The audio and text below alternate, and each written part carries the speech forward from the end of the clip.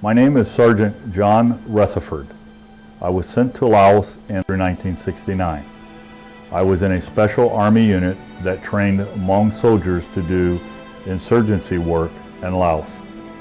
My main mission was to train Hmong soldiers to fight against the communist government. The Hmong were a little skeptical when the CIA first arrived in Laos. I don't think they trusted most of us because we were government. They had nothing but trouble with all of the governments in Laos who had tried to kill them and displace them and abuse them in the past. What made them come to trust us was that we were with them every day.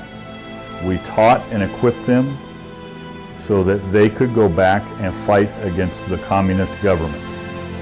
There were times when we actually went to the field with them, and I think that over a period of time, they learned that we were there to really help them.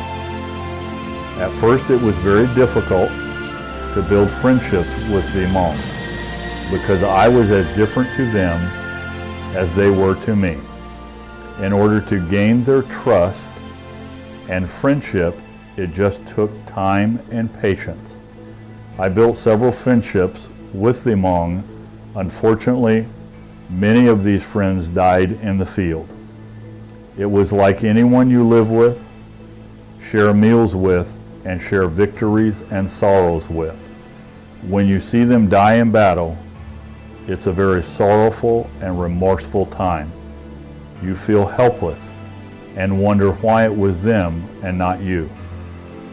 The Hmong did the best job they could with the resources they had and with the few people they had. They did an outstanding job compared with what they were up against.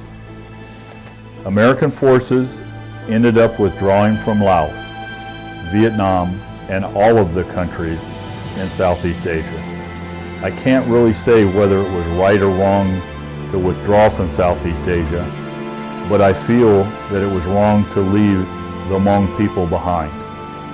It's wrong to leave behind a group of people that you know the government wants to exterminate. Nobody wanted them, and we did not help them. They had to fend for themselves, and that wasn't right.